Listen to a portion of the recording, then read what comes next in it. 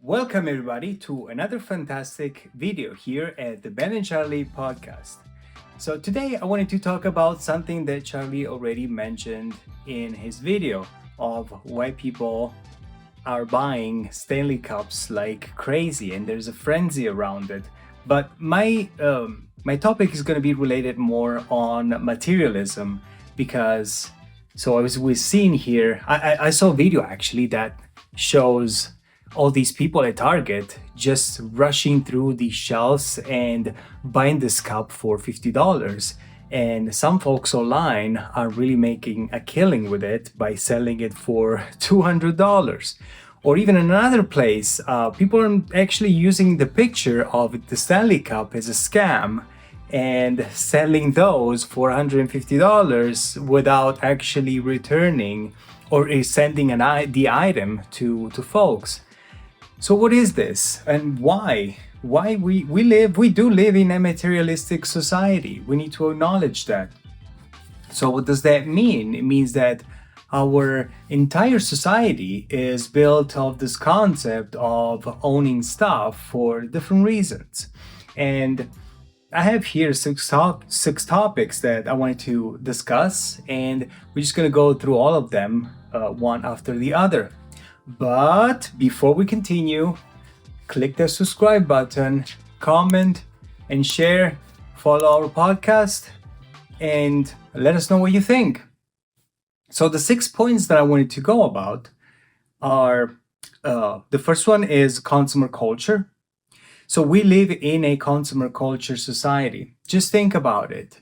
If we do not consume, what happens is that industry dies. There's no more production, people don't sell, and a few bad things are going to happen. And the other thing though is that by valuing consumerism, what happens is that often success is linked to the acquisition of material possession. Let's be honest, this is the way the world goes today. To give you an example, when I used to live in Italy, the status of folks was really seen in the way they dressed. People used to dress nice and beautiful clothes, even going to school every day. People used to care like a lot about dressing good, but not only for themselves. It was a way to impress other people, and they went to watches or phones. I'm pretty sure there's the same reasons for why people consume or use fine clothing or luxury items here as well, just to show status in a certain way. The second one is media influence, the second point. So media influence is advertising, social media. They promote a culture centered around material wealth possessions. And this shows how influencers and celebrities really are there pushing the envelope to consume more. You just think about the fashion industry. The fashion industry is one of the best fads that you can actually think about, because you will have items that are good for 1 year and then next year you have a different collection. And what happens to all those items that go unsold? So that's another big dilemma over there. Then our economic system is a capitalist economy, and it's dominant in different parts of the world. Capitalism is great. It's great. The marketplace of ideas. You have a great product, you solve a big problem, people are gonna buy if you solve a problem. However, there is so many good ideas around, but sometimes there's too much clutter as well. So that's one thing that we need to consider. And my fourth point is that technological advancements. Every year we get a different iPhone, we get a different car, a different model, but the phone will still be a phone. It will still have different functionalities, and the car will still drive you from point A to point B. The thing is, how will it drive you from point A to point B? So people are more attached to the experience, and cars are a status thing nowadays as well. So people change cars, buying the latest model, showing off to the neighbors. There was this quote that I heard once, is that people buy things just to impress other people. People buy things they don't need to impress people they don't like. Yes, that's a Dave Ramsey quote, by the way. And then the next one, social status. Since the beginning of times, social status has been, what was the difference between the rich and the poor? Back then, it was ornaments, it was color clothes, fine textures, fine fabrics, compared to the peasants that really had just one pair of clothes forever to go all year round. So there was already a difference between classes. It's a class divider. At the same time, though, I think today the market for luxury items are more people that even don't have the millions or the billions can still afford some luxury items because they aim to achieve that state, that level of wealth at the same time. And then my last point is the environmental impact. Like I told you earlier, fashion is so fast. What article of clothing that is good one time this year, it's not going to be good next year. If it goes unsold, what happens to it? Just think about the huge amount of waste that is created by this continuous cycling and this continued renewal every year, something new, something new. So my point is that we cannot stop progress, and I understand that. However, there are certain behaviors that people have where there is this mentality to spend, spend, spend, even go into debt just to acquire more material possessions. Just one funny story that I wanted to tell you is that when I first came from Italy to the United States, I was shocked by how big Walmart was, how much variety, how many varieties, how many products. It was crazy. It was fantastic. It was great because Italy is a much smaller country, like 60 million inhabitants against 340 million. So there's a huge difference. And the other thing is that I noticed that people were parking their cars outside. And I said, well, but if they have a garage, why aren't they not using their vehicles to park them inside? Well, funny thing is that I found out that people usually fill out their garage with stuff. And they have a yard sale in the spring, and or they donate all their stuff, and then what happens? They go and buy other stuff, and that's a vicious cycle, and that's insane.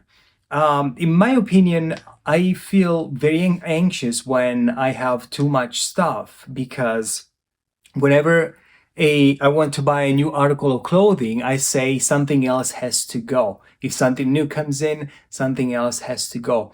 But that's crazy. Another thing that you need to keep in mind is that if the way you grew up, if you grew up poor, well, when growing up and if you can afford things or stuff, what are you going to do? You're going to actually overindulge and trying to be the opposite of what you were in the past. That happened to me with shoes, by the way. And I ended up owning too many shoes, but I realized that and I just decided to cut off. Also, do you believe there is a difference in the different ages? When I was in my 20s, I was more attached to the brands, to showing off the Adidas, the Nike, the Under Armour's logos and stuff. Now I really do not care. So is it a matter of preference throughout the years? Do we consume more or less? Or it's just a matter of just the way you are? I bet there is different variables that we can talk about in this case. So I have here there's this short piece of a book written by Frederick Beigbeder. Okay, he's a French author, and he's an advertiser He's been one of the most successful advertisers in Europe, and one day decided to write this book, 13.99 euros. And once he wrote this book, he decided to tell the truth about the entire advertising industry, and he was fired for one of the one of the greatest advertising agencies because he actually spilled out the secret.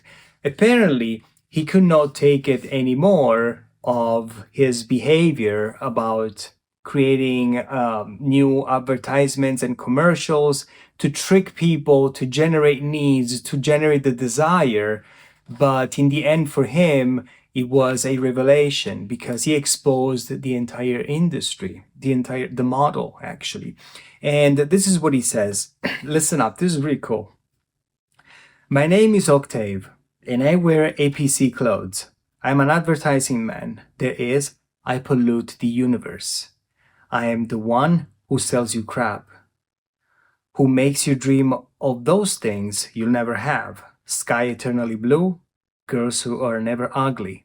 A happiness, a perfect happiness, retouched with Photoshop, glossy images, catchy music. When, through sheer savings, you manage to buy the car of your dreams, the one I launched in my latest campaign, I will have already made sure it is out of fashion. I am 3 seasons ahead of you, and I always manage to make you feel frustrated. Glamour is the country you can never reach. I drug you with novelty, and the advantage of novelty is that it is never new for very long. There is always a new novelty to make the previous one age, making you drool. That is my vocation. In my profession, nobody wants your happiness because happy people do not consume. So I wanted to leave you with this one, and it's crazy because I think happiness is, maybe in this case, it is by being grateful and living a simple life, by just consuming things that you really, really need for your daily life, and without really overindulging in this frenzy of excessive consumption. However, this is what drives our economy: consumption, debt. So many people that had throughout the holidays, there was an explosion of pay now, pay late, buy now, pay later items that were purchased, and about 40% of those people are already back in their payments. So there's something really to think about. So we need to make a distinction between our wants and needs. And in the end, no matter how much stuff we buy, they're never gonna feel the void of somebody that will be with us, or a person we love, or a friend, or even a pet, the love that we can receive from those things. So I just wanted to make you think about it, and thank you for watching and listening. Subscribe to our channel once again, like, leave us a comment below, let me know what you think, and I will see you next time.